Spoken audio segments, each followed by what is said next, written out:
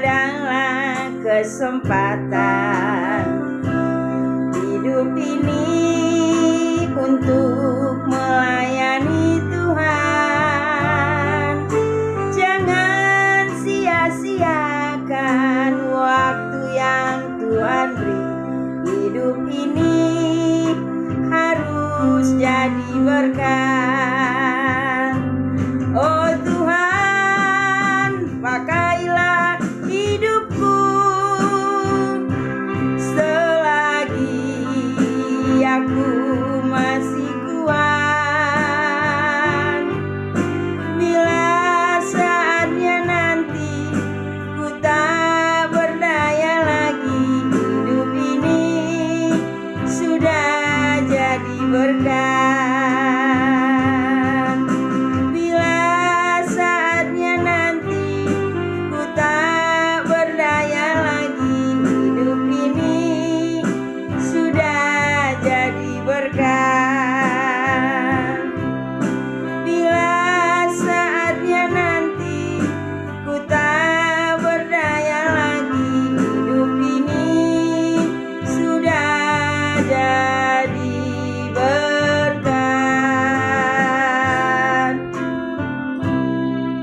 Puji Tuhan, saudaraku yang dikasihi Tuhan. Hidup ini adalah kesempatan. Mari kita gunakan kesempatan yang Tuhan beri untuk melayani Tuhan, untuk jadi berkat, supaya nama Tuhan dipermuliakan di dalam hidup kita. Mari saudaraku yang dikasihi Tuhan, kita dengarkan firman Tuhan dengan tema hargai karunia yang Tuhan beri. Kita baca firman Tuhan dari 1 Korintus 12 ayat 1 sampai dengan 11. Saya bacakan firman Tuhan ini buat kita. Rupa-rupa karunia tetapi satu roh. Sekarang tentang karunia-karunia roh, aku mau saudara-saudara supaya kamu mengetahui kebenarannya. Kamu tahu bahwa pada waktu kamu masih belum mengenal Allah, kamu tanpa berpikir ditarik kepada berhala-berhala yang bisu. Karena itu aku mau meyakinkan kamu bahwa tidak ada seorang pun yang berkata-kata oleh Roh Allah dapat berkata, terkutuklah Yesus. Dan tidak ada seorang pun yang dapat mengaku Yesus adalah Tuhan selain oleh Roh Kudus. Ada rupa-rupa karunia tetapi satu roh. Dan ada rupa-rupa pelayanan tetapi satu Tuhan. Dan ada berbagai-bagai perbuatan ajaib, tetapi Allah adalah satu yang mengerjakan semuanya dalam semua orang. Tetapi kepada tiap-tiap orang dikaruniakan penyataan roh untuk kepentingan bersama. Sebab kepada yang seorang roh memberikan karunia untuk berkata-kata dengan hikmat, dan kepada yang lain roh yang sama memberikan karunia berkata-kata dengan pengetahuan. Kepada yang seorang roh yang sama memberikan iman, dan kepada yang lain ia memberikan karunia untuk menyembuhkan. Kepada yang seorang roh memberikan kuasa untuk mengadakan mujizat, dan kepada yang lain ia memberikan karunia untuk bernubuat, dan kepada yang lain lagi ia memberikan karunia untuk membedakan bermacam-macam roh. Kepada yang seorang ia memberikan karunia untuk berkata-kata dengan bahasa roh, dan kepada yang lain ia memberikan karunia untuk menafsirkan bahasa roh itu.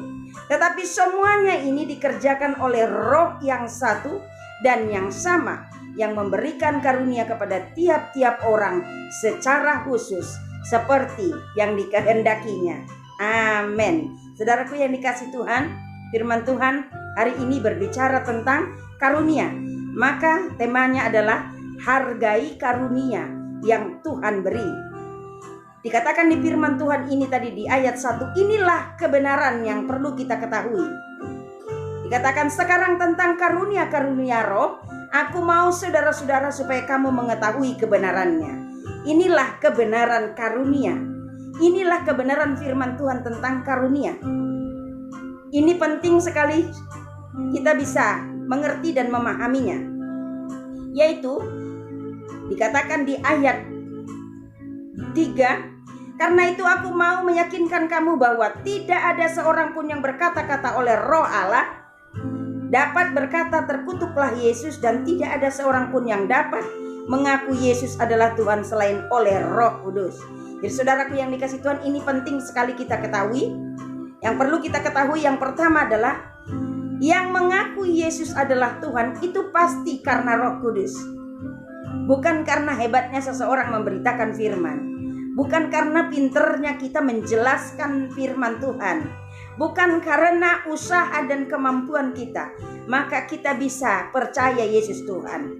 Bukan karena usaha kehebatan kita maka orang lain bisa terima Yesus dan mengaku Yesus Tuhan. Tetapi dikatakan di firman Tuhan, itu semuanya adalah pekerjaan Roh Kudus. Jadi kalau ada orang mengaku Yesus adalah Tuhan, itu oleh karena Roh Kudus.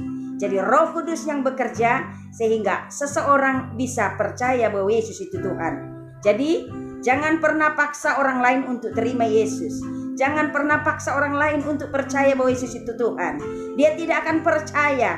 Dia mungkin akan mengolok, menghina. Bahkan dia akan mengatakan, kok Tuhan bisa disalibkan?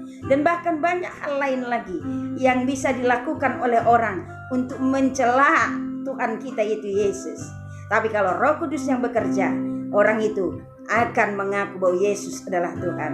Tapi saudaraku yang dikasih Tuhan, bagian kita adalah selain dari berdoa supaya banyak jiwa diselamatkan bagi Kristus yang percaya Yesus adalah Tuhan, kita perlu memberitakan bahwa Yesus adalah Tuhan.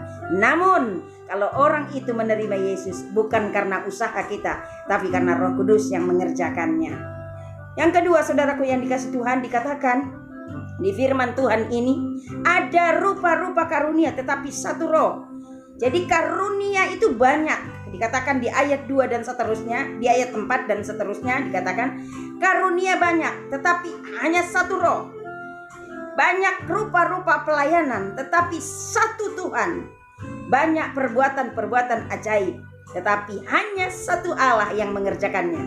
Jadi bukan manusia yang mengerjakan tapi Allah yang mengerjakan. Dan Allah yang mengerjakan itu satu-satunya adalah Allah, yaitu Tuhan Yesus Kristus. Jadi saudaraku yang dikasih Tuhan, firman Tuhan ini menjelaskan kepada kita bahwa karunia bisa banyak tetapi Roh hanya satu. Karena karunia itu adalah datangnya dari Roh, maka disebut karunia Roh. Dan rupa-rupa pelayanan itu banyak. Saudaraku yang dikasih Tuhan, jabatan karunia pun ada beberapa saudaraku yang dikasih Tuhan. Karunia untuk mengajar, ada karunia menggembala, ada karunia penginjil, ada karunia suara kenabian, ada karunia suara kerasulan. Tapi itu semuanya satu. Jadi dikatakan banyak rupa-rupa pelayanan tetapi satu, yaitu satu Tuhan. Dan banyak perbuatan-perbuatan ajaib, banyak mujizat-mujizat yang dikerjakan oleh Roh Kudus. Dan itu yang mengerjakan bukan manusia, bukan hamba Tuhan, tapi Allah yang mengerjakannya, yaitu lewat kuasa Roh Kudusnya. Dan kalau itu kita sadari saudaraku yang dikasih Tuhan, di dalamnya nama Tuhan dipermuliakan. Ya saudaraku yang dikasih Tuhan, jadi kita perlu tahu. Firman Tuhan tadi mengatakan ada yang perlu kita tahu. Yang pertama, bahwa seseorang bisa percaya Yesus itu Tuhan adalah karena pekerjaan Roh Kudus. Yang kedua adalah kita perlu tahu karunia bermacam-macam tapi satu Roh. Artinya itu semuanya adalah karunia Roh. Dan dikatakan banyak macam-macam pelayanan tetapi hanya satu Tuhan. Dan yang ketiga saudaraku yang dikasih Tuhan, ada banyak perbuatan-perbuatan ajaib, mujizat-mujizat, tetapi semuanya itu dikerjakan oleh Allah, yaitu Allah yang satu-satunya yang kita sembah itu Yesus. Kalau itu kita sadari, maka di dalamnya nama Tuhan dipermuliakan. Yang ketiga saudaraku yang dikasih Tuhan, dikatakan di firman Tuhan ini ada macam-macam karunia. Perlu kita tahu, di antaranya adalah, ini hanya beberapa aja. Di antaranya adalah yaitu karunia berkata-kata dengan hikmat, ada karunia pengetahuan, ada karunia iman, ada karunia penyembuhan, ada karunia mengadakan mujizat, bahkan ada karunia bernubuat, juga ada karunia membedakan roh, juga ada karunia berbahasa roh, dan ada juga karunia menafsirkan bahasa roh. Jadi sungguh banyak sekali karunia saudara-saudaraku yang dikasih Tuhan. Jadi kalau ada pertanyaan, karunia yang mana yang ada pada kita? Firman Tuhan berkata di ayat 11 dikatakan, saya bacakan buat kita. Dikatakan di ayat 11,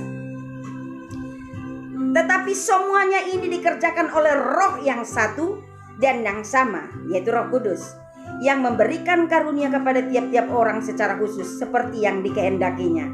Jadi saudaraku yang dikasihi Tuhan, tidak ada satupun di antara umat Tuhan yang tidak punya karunia. Semuanya punya karunia yang khusus. Jadi saudaraku yang dikasihi Tuhan, manakah karunia yang Tuhan berikan kepada engkau? Hargai. Karunia roh bukan segala-galanya, tapi yang Tuhan mau kita ingat adalah tapi buah roh dan praktek firman Tuhan, praktek kasih, itu yang paling utama. Jadi itu perlu kita ingat saudaraku yang dikasihi Tuhan. Karena yang paling utama bukanlah karunianya, bukanlah jenis pelayanan yang kita sedang jalankan, tetapi apakah buah roh ada dalam diri kita? Apakah kita ada praktek firman Tuhan? Itu yang terpenting. Dan juga saudaraku yang dikasihi Tuhan, perlu kita ingat, Tuhan memberikan karunia secara khusus kepada setiap orang. Jadi setiap orang diberikan karunia khusus. Jadi mengapa kita harus tiru-tiru karunia yang lain? Padahal kita sendiri diberikan Tuhan karunia. Hanya mungkin kita belum melihat, belum merasakan karunia yang Tuhan berikan karena kita tidak ambil bagian mungkin dalam pelayanan, dan juga mungkin kita tidak mengembangkan karunia yang Tuhan berikan sehingga tidak terlalu kelihatan menonjol. Sehingga dengan begitu kita kurang menghargai karunia yang Tuhan beri, sehingga kita ingin seperti orang lain, ingin meniru karunia-karunia yang ada pada orang lain. Jadi saudaraku yang dikasihi Tuhan, perlu kita ingat bahwa karunia bukanlah segala-galanya, tetapi yang paling utama adalah buah roh. Baiklah, semua buah roh, 9 buah roh itu ada dalam hidup kita, dan firman Tuhan kita praktekkan. Dan juga saudaraku yang dikasihi Tuhan, perlu kita ingat bahwa setiap kita punya karunia khusus Tuhan berikan. Jadi tidak usah tiru-tiru karunia orang lain, tidak usah mempraktekkan karunia yang sama secara beramai-ramai, karena masih banyak karunia-karunia yang lainnya. Dan yang berikutnya saudaraku yang dikasihi Tuhan, perlu kita ingat, penggunaan karunia bisa menjadi maksimal, bisa terwujud dan menghasilkan kemuliaan bagi nama Tuhan jika masing-masing kita menghargai karunia yang Tuhan berikan kepada kita. Saudaraku, apa karuniamu? Apakah karuniamu bernyanyi? Karuniamu mungkin memberitakan firman Tuhan? Atau karunia yang Tuhan beri kepada engkau bermain musik? Karunia apapun yang Tuhan percayakan. Atau mungkin karunia bernubuat? Atau mungkin Tuhan karuniakan engkau karunia berbahasa roh? Pergunakan semuanya untuk kemuliaan bagi nama Tuhan. Dengan catatan, jangan tiru-tiru. Dengan catatan, jangan menginginkan karunia orang lain. Hargai karunia yang Tuhan berikan kepada engkau. Dan katakan kepada Tuhan, hidup ini Tuhan kesempatan. Aku akan gunakan kesempatan ini untuk melayani Tuhan dengan menggunakan karunia yang Tuhan berikan kepadaku. Saudaraku yang dikasihi Tuhan, tadi firman Tuhan sudah mengatakan ada banyak karunia. Jadi tidak usah mengejar satu karunia saja. Tuhan sedih dan Tuhan kecewa melihat umat Tuhan. Kalau Tuhan lihat umat Tuhan mengejar hanya satu karunia saja, padahal masih banyak karunia yang lainnya. Salah satu contohnya saudaraku yang dikasihi Tuhan, ada banyak umat yang begitu terobsesi mengejar karunia bahasa roh. Padahal karunia yang Tuhan berikan bukanlah karunia bahasa roh satu-satunya. Masih banyak karunia yang lain. Mari katakan kepada Roh Kudus, Roh Kudus, tunjukkan kepadaku apa karuniaku. Dan aku mau karunia yang Tuhan beri kepadaku, aku pergunakan untuk melayani Tuhan. Jadi saudaraku yang dikasihi Tuhan, kalau masing-masing kita menghargai karunia yang Tuhan beri kepada kita, masing-masing kita ambil bagian melayani di ladang Tuhan, kita bekerja sama sehati, maka pelayanan pekerjaan Tuhan akan maju dan berkembang pesat. Dan dengan melihat kita umat Tuhan satu dengan yang lain saling menghargai karunia, maka tidak akan ada sikut-sikutan pelayanan. Dan ketika dunia melihat bahwa kita umat Tuhan saling menghargai karunia yang Tuhan beri, maka dunia akan melihat dan dunia akan mengatakan bahwa betul Yesus itu adalah Tuhan. Dan dengan sendirinya firman Tuhan digenapi lewat melihat kesaksian hidup kita yang menghargai karunia yang Tuhan beri. Dunia akan bertekuk lutut menyembah Yesus, dan semua lidah akan mengaku bahwa Yesuslah Tuhan. Puji Tuhan, saudaraku yang dikasih Tuhan. Kalau peraturan dari pemerintah mengatakan kita bisa kembali aktif beribadah di gereja maupun di tempat-tempat ibadah, kita bersyukur sehingga umat Tuhan sudah bisa kembali ke gereja beribadah, sudah bisa kembali ke gereja ambil bagian melayani di ladang Tuhan. Mari saudaraku yang dikasih Tuhan, kesempatan kita melayani Tuhan, melayani pekerjaan Tuhan, dan kita memakai karunia yang Tuhan berikan kepada kita. Ini adalah kesempatan yang Tuhan beri buat kita. Mari pergunakan karunia yang Tuhan beri kepadamu dengan melayani dengan hati seorang hamba, menghargai karunia yang Tuhan beri, dan tidak perlu tiru-tiru karunia orang lain. Dan kita tidak perlu beramai-ramai menggunakan karunia yang sama. Saudaraku yang dikasih Tuhan, tadi firman Tuhan sudah berkata bahwa banyak sekali rupa-rupa karunia yang Tuhan beri.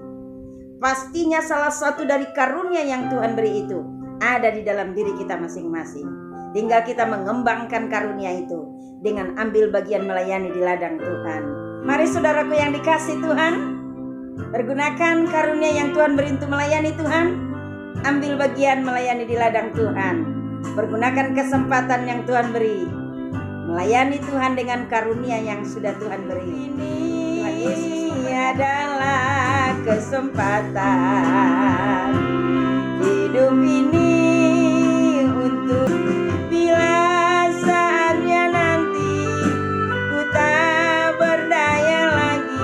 Hidup ini sudah jadi berkat.